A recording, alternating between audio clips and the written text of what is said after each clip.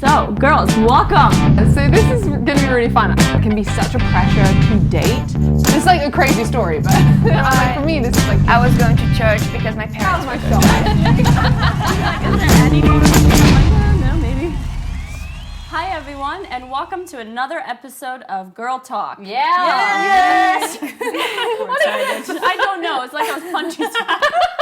Anyways, today we are going to be talking about social life and the stress, the pressure of it all. Yeah. So, girls, this is a huge topic. Oh, yeah. Definitely. So, I want to ask you guys, obviously with social life, there's alcohol, drugs, Instagram, you name it, partying, all that stuff. So, I want to ask you guys, when was it your first ever experience with alcohol and why? Great Did question. you turn to that? Why did you not turn to it? Not turn to it. What made you, drink? Yeah, mine would probably be a bit different. I probably first had alcohol when I was like 6, maybe 7. And it was actually in my family Wait, home. you had your first I wasn't alcohol when expecting you're 6? that. Yeah. 6 years old? Okay. It was like, okay, the girl who's been a Christian her whole life. There's that judgment. All right, okay. Like the 7th episode. I was probably like 6, I guess. Like, because my parents were my parents are people who with a nice meal, they'll have a glass of wine. Yeah. And with us as kids, they'd give us little shandy glasses, which are really tiny little glasses. And they'd initially it was just that they would let us sip theirs and try it. And I think it was kind of in the hopes that when you're young, you don't like the taste of wine and you're kind of like, ugh, gross, and then you never want it again. And it worked for, I think, 3 of the 4 of us. My brother tried it though and was like, And my parents were like, Oh, no. Take that back from you. backfired. But they would sometimes at dinners, if we were eating at the same time, they'd let us try a bit of theirs or have a little bit in our own little glass. So it's funny because I've actually, kind of probably drunk alcohol very mildly, obviously, when I was younger. A few sips but here quite and a there. while. Yeah. Getting drunk at 7. No, praise God. Yeah. Okay. I think I would have tried it when I was a kid a couple of times, but I remember I remember distinctly doing this. I think I was either 15 or 16. Me and my girlfriends decided let's all get drunk together. Yeah. Because we haven't done it before.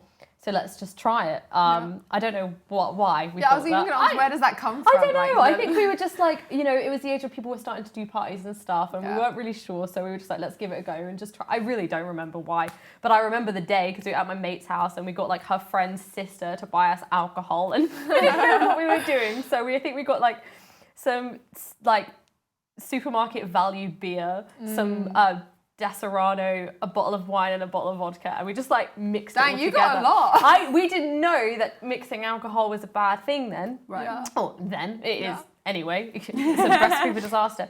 So we just all drank. And we just we had a weird night.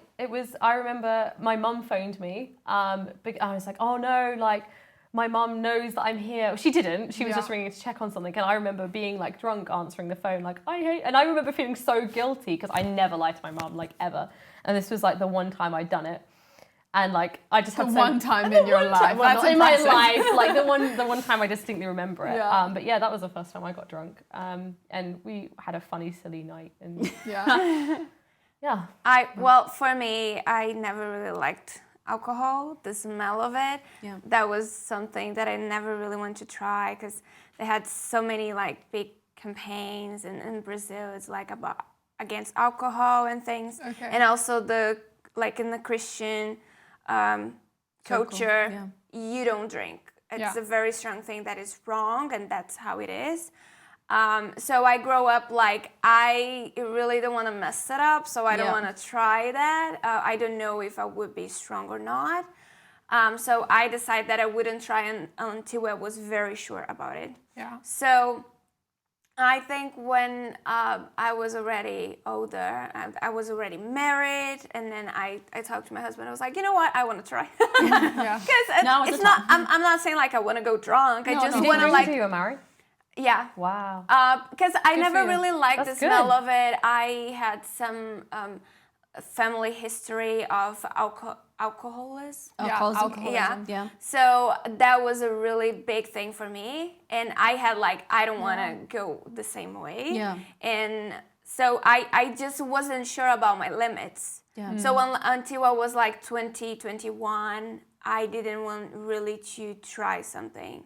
Yeah. Until that. So I think I actually drank, a whole beer. Because I tried before, but I don't know, I had something on my mind that I didn't want to get the risk. But then I tried, and then when I was 21, I think, then when I was turning 21, I was like, you know what? I think I want to have more than one beer. Just to try, And I was just, Eduardo and I at home. I tried. It was like, that's great. That's cool. Now I feel like I'm going to sleep because my body wasn't really used to it. So, but for me, I was a bit the same. I'm actually like allergic to alcohol, like a bit. No like way. if I drink red wine, I get like my hands get like super red, and I'm like, this is good, But I wanted to ask you guys, like, Naomi, I think you mentioned when you went to university, you were, you're Christian, and did you felt any sort of pressure, like if you would say, no, I don't want to, do drugs or alcohol, and how did you stand by your... Yeah.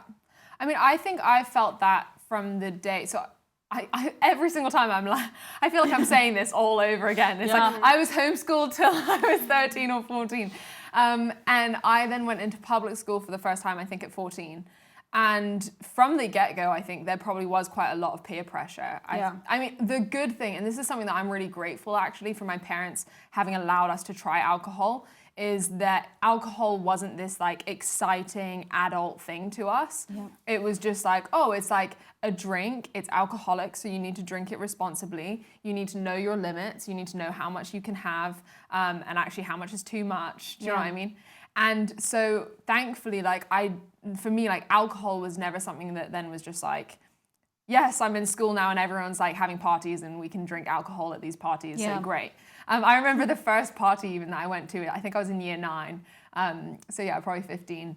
I was named myself the sober crew, and it was like me and one other friend of mine who also wasn't drinking alcohol, and then a guy who was Irish, who was drinking alcohol, but we just pinned it as oh, he's Irish, so you can drink loads and you're fine. And I don't know why we included him in the sober crew party, but we did. So yeah, I definitely always felt like there was quite a bit of pressure at parties. I think I've always been in the creative spheres as well when I left school. And so I was doing an art foundation, which was a year art course. Yeah. And pretty much everyone there would be, doing drugs daily. Whenever we went out anywhere, we'd be drinking a lot. And so I was often offered all of this stuff. Yeah. But I think just probably my faith, honestly, I think I just had a really clear conviction from quite early on that I didn't want to. One with drugs, I was just I'm just not going to do drugs. Good for you. Yeah. I remember when I was 13 being I'm not going to smoke, and just made it as a decision that I wouldn't smoke, even though I I don't think it's the worst thing ever, but I was it's just not good for me, so why would I do it? Yeah. And then with alcohol I was just okay, I'm going to enjoy having a beer or two or whatever, but I'm going to know when to stop. And I think that is difficult to navigate. Yeah. Even for me, a very confident person, I would feel the pressure when I was with people, when you're standing in a house party, and everyone else is holding drinks and is grabbing new drinks, and you're there with the one drink that you've had the whole night, or you're there with water. You're I'm drinking vodka, water. Yeah. But even that, what you just said, I think is so important that if you've made the decision to not drink alcohol at a party, because I did that for quite a while, I think throughout most of year 9 and year 10, I wouldn't drink, is don't feel embarrassed about that, and don't hide it. Because I think some people, I had friends who would pretend and act like they were drunk, or they would be drinking water and they'd say it was vodka or things like that. And it's because of the pressure of feeling oh, people think that I'm different, people think I'm not cool. But the reality is actually, when you have a conviction that's different and you stick to it, I always think that is really cool. Yeah. And that sets you apart from people. And a lot of my peers actually ended up having a lot of respect for me because of that. Yeah. Because they were I had a similar situation. When I think I was 18, that's when I felt to fit in, I needed to drink and stuff like that. And my friend, she was just like, no, I'm good, I don't drink, you know. And just noticing how people were like, wow, you don't drink? She's like, no, it's not my thing. And some people like just respected that. And where for me, I had like a lot of insecurity and I felt like I need to drink. And also I was like trying to, you know, push down a lot of hurts and stuff like that. And I turned into that. And it was just, so for you guys, like, have you ever felt that, like, if you've done drugs or if you haven't done drugs, do you feel like you needed to do them to fit in? I never tried before. That's good. I never really wanted to. I think it goes back to the same way because my family had a history of addictions. Yeah. I just didn't want to be another person down that going road. through that. So I didn't know my limits. So I just established that. That was really strong, but it was more about fear than actually like knowing that that wasn't wrong or right, you know. It was more like I'm so afraid of going to that way, so then I established that. And I never really wanted to try, just never. And people would even make jokes and say, oh yeah, of course you don't try because you're Christian or whatever. And I'm like, it's much deeper than that. That's what I had on my mind, but I just didn't want to like give them more and more to talk about. I was just like, oh, whatever. So that was my reaction, but never really Felt pressure no, to... No, not really. It was more like personal thing than actually the pressure. Good for you. Wow. What about you, Beth? You for Beth. Youth for Beth. There you go. Yeah, drugs. I never really. It wasn't a problem in school, really. I didn't hang around with that. It was always a crowd thing. I wasn't in that crowd. And I just never, I knew that drugs were stupid. So I never took them. Maybe at university, like I tried NOS a few times. I didn't realize it was a drug until today.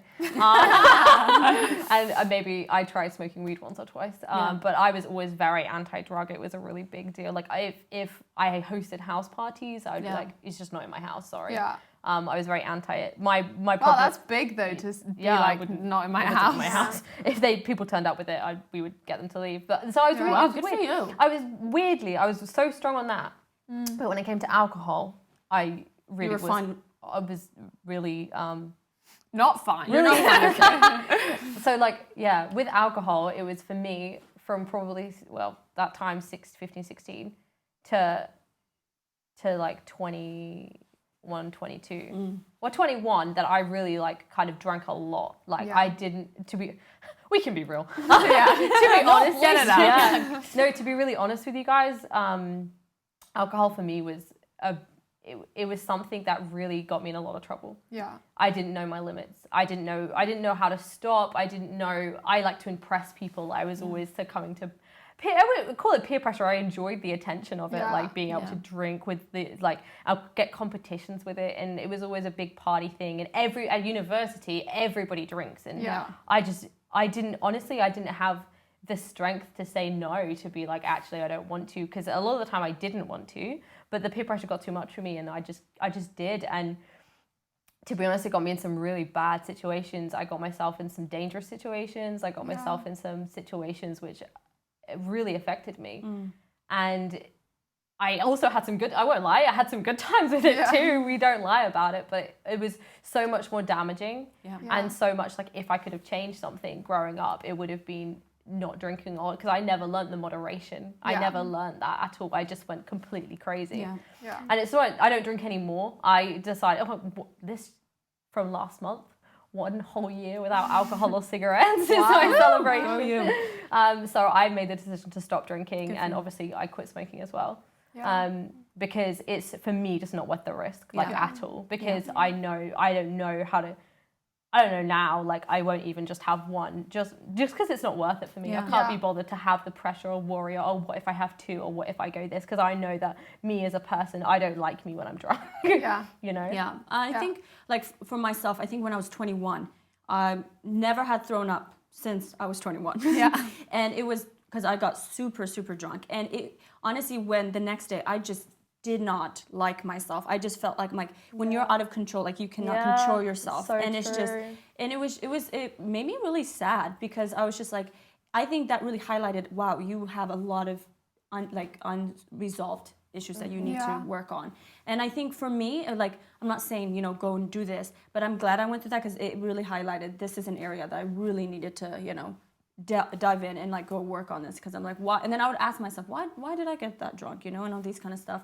And it was really difficult. Like, it was, like you said, I didn't like myself when I was in that situation. I'm the worst when I'm drunk. I'm so annoying. I'm just, I'm annoying and I make really bad choices because I don't have this, like, when I'm drunk, like, I don't care of the consequences. Like the conviction just goes out the window. And I wake up the next day and I'm like, this self-hatred fills me, or this depression fills me, or this regret, or oh my gosh, what did I do? Or like the trouble that I've got in and put myself in dangerous situations, which... Because I think it's like with drugs, when you get out of that high, when you're in the high, it might be great for a while, but when you get out of that, it's like, it's just that depression and that reality hits and you're like, ugh. And I think the consequences hit. Yeah. And I think we're such a, like, particularly now more than ever, I think we're wired to want to either remove consequences. Like, we just like having a life where it's like, oh yeah, you can just get yourself out of having a consequence. Yes. But there is always consequences for our actions. So true. And I think there's that whole thing of weighing up then, like, are you really willing to face the consequences? Like, it might be fun in the moment, and that's great, and it might mean that you don't feel a bit awkward because you are like doing what your friends are doing, and you're like doing whatever they ask, kind of thing. Yeah. And so that makes you feel more comfortable in the moment. But like, actually, at the end of the day, like tomorrow, you're gonna look back on it and be like, oh, why did I say yes to that? Like, actually, that wasn't me. Like, and I even, like, with drinking, because I probably am somebody who really, I'm very aware of how much I can handle. I'm very aware of, like, how many drinks I can drink, or like my intake. I even had it, I remember being at parties, like, and we had alcohol at parties from year 9 onwards, honestly. So like, I was going to parties with alcohol as a kid, and not a kid, but a teenager. Let's get that out. No. But I remember even just having, like, a way that I would tell whether I'd had too much. Like, I'd always have things of, like, if I flick my head really quickly, is it completely normal, or do I feel even there's a slight lull? Do you know what I mean? And as soon as that happened, I would go, as soon as I felt that, I would instantly cut off. Even if I had a drink in my hand, I wouldn't drink anymore. I never would have been able to do that. To be aware of those things. That's actually, and it's just like I think that it's recognizing, the practical things that you need to set in place. Then go, okay, I'm not going to cross that line that I've set for myself beforehand. Because if you don't stay strong on that, it's so hard. It's easy to like go into it. Can I just say one thing? Like, for me, I never really drank like that when I was a teenager or younger. But I feel like something that I was doing that wasn't right. It's like I would judge the ones that were actually drinking. Yeah. And I would have so strong, like, inside of me, like, well, I don't do that. And you're doing, and that's not right. Yeah. And actually, I had to learn that just because I decide for myself that I wasn't going to do that didn't mean that I was superior or better than someone just because they were drinking. Yeah. And I'm not even talking about going crazy and drunk, but I'm talking about, like, they were just drinking. But I had, like, for me, that was absolutely wrong.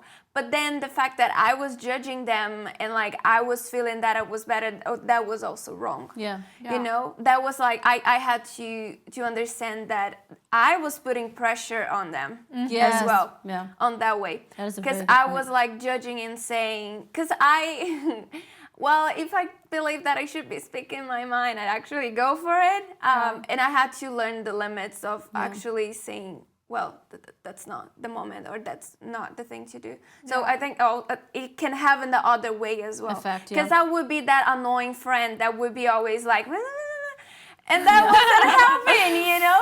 That wasn't happening. That just makes them more angry and wanting wanting to. And then they would get mad at me, and they wouldn't really listen to me, even if I was bringing a good point of, like, learn your limits. I just want to, like, kind of slowly switch gear a little bit. With identity, with when it comes to, you know, drugs and stuff and alcohol. When I was younger, probably like actually 19, I sometimes drank a lot so I could be more myself. But really, am I being myself? I don't, you know? And it is the thing that happens now. Like in our days, you know, even then, I'm 29. I say back in the day. I'm not that old. Get over it. But, you know, it saddens me when I see, you know, myself have gone through it, and then friends that, you know, they feel they can't be themselves. They need to have alcohol to come out of their shell, or talk to somebody, or talk to a guy, or talk to a girl. And also, all of a sudden, I'll also experience with some of my friends that when they drink, I was like, I did not know they were going through that. They just, you know, spill all their pain. So what do you guys have to say about this? Did you, for yourself, went through this, or, you know, have friends or family members? I think even what you were just saying at the end, I mean, so I have a lot of friends, and like one of my boyfriends. I have a lot of friends. You're so popular, Naomi. I have a lot of friends. I have a lot of friends who like did have that whole thing of they would drink alcohol so that they could do something. So it was like a lot of my friends who it was like, if I drink alcohol, it means that I'm more fun, which means that the guy at the party is more likely to like me. Yeah. I had guys who I was friends with who were like, oh, literally. I even had a boyfriend who literally was like, the only reason I drank alcohol was because I really loved dancing, but I just didn't have the confidence to dance without alcohol. Which I was like, that's so like, I mean, not in terms of so sad, as in like so lame, like not that sad, but it's like, that's so sad that it's like, we feel like we have to, like that the party wouldn't be in a safe environment, and that the people around you wouldn't feel like a safe enough environment for you to just like try and dance and like experiment with dancing without alcohol. Do you know what I mean? And I think that is because you always feel like, when I would go to parties, I remember spending so much time thinking about what I would be wearing, and like so much time thinking about how you do your makeup, so much time when you're there, like being self-conscious, aware of like how people are viewing you. I don't know why it is that I don't even know why we girls spend so much time on our makeup when you get to that club. It's so dark. Like, why? But it was like, you're just so aware of everyone's opinions, and you kind of make it about yourself, when actually probably the reality is most people aren't thinking about the clothes that you've chosen. But yeah, I think that like it's really hard. I think it's definitely a big thing of like, even just identity as a whole is asking yourself the question of like, why am I doing this? Or why am I agreeing to do this? Am I agreeing to do this because I want to do this? Or am I agreeing to do this because I'm trying to like win the affection of another person? Or I'm trying to fit in with like a girl group who like, oh, for the first time, this girl group that I thought was kind of cool, one of them is talking to me and telling me like, oh, you should smoke with us. And to get in here, then I need to smoke with them. Yeah, I don't really know where I'm going with that. No, I hear what you're saying. Thinking about smoking though, the reason I tried smoking a couple times with my sister or whatever before, but actually the reason I started smoking was because there was a boy that I liked and he smoked. And in order to spend time with him, I know that I could go down and stand around with a cigarette or whatever. And so I would just go and speak to him, and then be like, oh, do you want one? And I'd be like, I really didn't want to, I don't know, I was 19 years old. I knew better than to try and be cool by smoking, but still, at 19 years old, I was like, I don't want him to think I'm lame. And that's how I started smoking, and it lasted for like 3 years. So it's real, like, I think, even like that, like I wasn't a smoker, but I wanted someone to think that I was, I was not cool uptight. and experienced, and not uptight. Yeah, exactly. So I did. And when it comes to like, I think, the beginning of drinking, I think we started drinking when we were younger with our friends and that, but it was always at party, like small little house parties.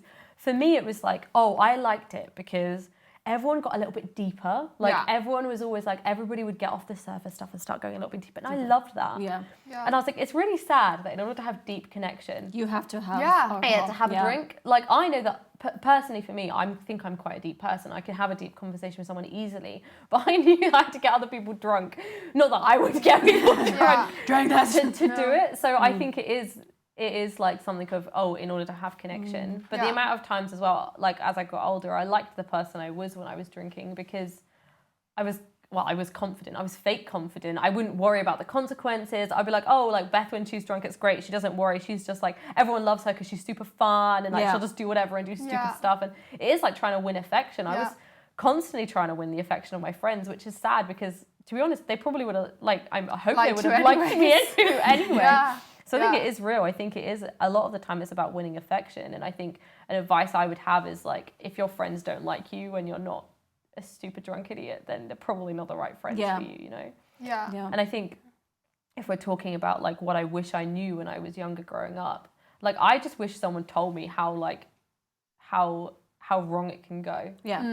And how the consequences outweigh the pros. Because I think growing up, I'd see on TV and stuff like girls drinking, and it always looks so fun, you know, like girls out on the cocktails and they're having a dance and they're chatting up with guys, and it looks really glam and it looks really fun. And I was like, that's what it looks like. And so I've always thought, oh yeah, drinking's super fun and it means connection or whatever. But actually, I really wish somebody sat me down and said, actually, this can happen. When you're doing this, it can actually lead to depression. It can lead to anxiety. It can lead to you making stupid decisions. It can lead to sexual abuse. It can lead to physical abuse. It can lead to so many different things. And like, I just really wish I knew that. I think when you said like, I wish when you were 15, you had somebody telling you that. I think like my father, he was so like, you know, because when he was younger, he was a huge partier and stuff, and has learned from that. And whenever we wanted to go out to go like dancing and stuff, he's just like why? Like, you know, he would ask this. I'm like, why are you asking me this? I just got all my friends are going. I just want to go have fun. Leave me alone. Don't ask me all these questions. But then he would like honestly share his story when he was, and it helped me. And I was just like, wow. Like at that time, did I 100% like, oh, okay, believed, like not believe, but like, you know, oh, okay, I won't go. But it was actually really helped me. And then I remember when I would go out and I would think of what my father said, and I'm like, I'm experiencing this right now, this, you know? So I think it's cool to hear some of our parents' experiences, or like 100%. People that we feel close with, because they have lived it, and they're like, you know, and he always says, sweetie, be you, you're amazing, you know, you don't need to, you know, prove yourself and stuff. And it was really helpful for me. So I think with the whole even friendship things too, like I remember doing like inventory on my friends, like, okay, I have to like reevaluate my friend groups, you know. It's just like, okay, now I'm in a different place in my life. I want to get away from that partying and, you know, that identity, you know, crisis. I need to like, but it's who I surround myself around, it's so you know? True. So unfortunately I had to do the, you know, cut the cord with, you know, with some of my friendship. It was very hard, but I know it was the toxic environment with certain friends. Did you guys have to go through that yourselves? Yeah. And reevaluate? Yeah, that's a good point. And I feel like also understanding that, are you being influenced?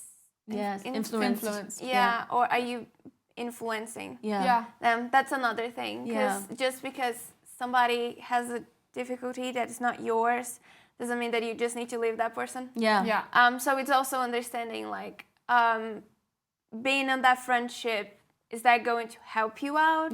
Are you strong to be in that friendship? Or like not even it's strong, but do you understand? Can you like help it out?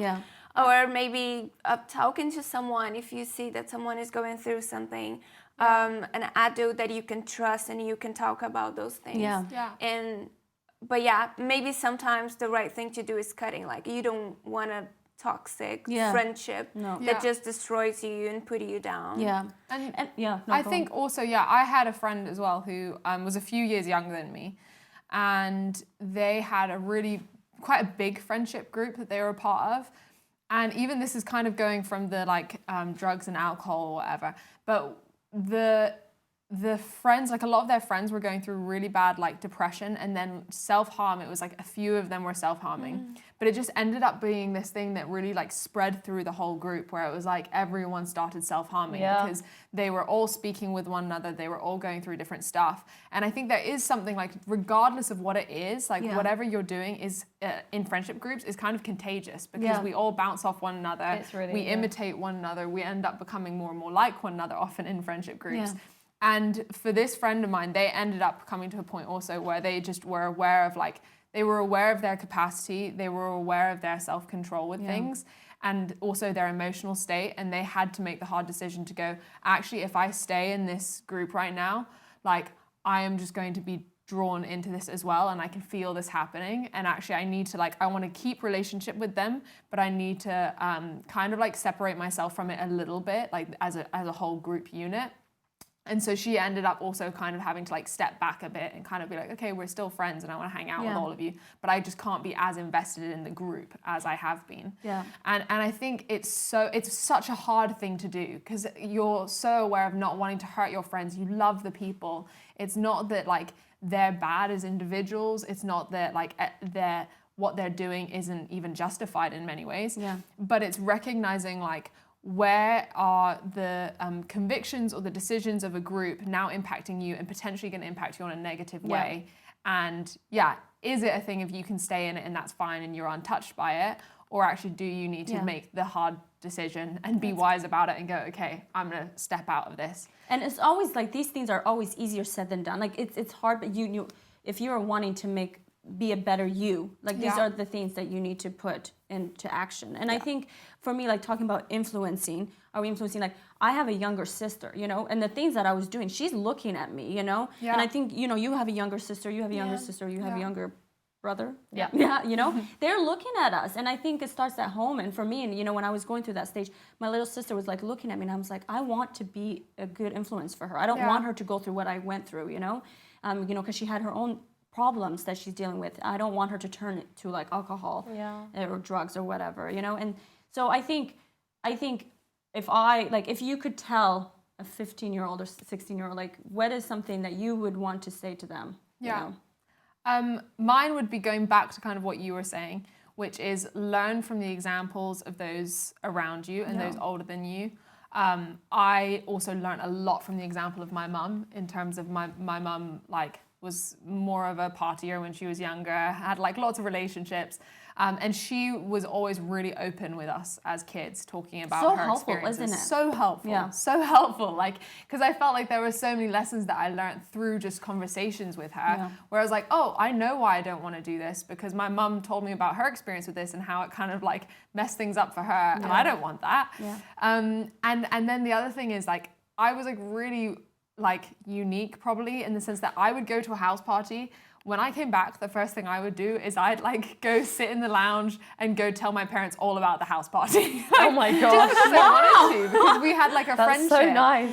And I would come back and tell them all like a bunch of the conversations and like, oh, this person like tried to kiss me, but do you know what I mean? Like I'd talk them through all those things. And what would you say to those that don't maybe have parents to do that with? You know, I think that like find people around you who you really look up to and who you respect and trust, and who like somebody that you look at them and you go, you know what, actually the way you live your life is something that when I'm older I want to live my life in the same way. Yes. And like go to them and talk to them about it and have someone that you can process this stuff with, because for me, like, it was even just having that safe place of one time I went to a party. I was on acne medication at the time. I didn't know that you couldn't drink alcohol on acne medication. And I drank like maybe like 1 or 2 beers and then had 3 hours at this party where I didn't know what I was doing. Like I was unaware of, literally it was like kind of like a blackout, but I was still like functioning. Yeah. And I came back into consciousness, basically, where everyone else was like, oh yeah, you've been totally normal, like classic Naomi. But I didn't remember, and I still don't remember what happened in those 3 hours. Thankfully, it was like a friend's house. Everyone knew me. It was like a safe environment. Yeah. But for me, like everyone else was going to go out afterwards.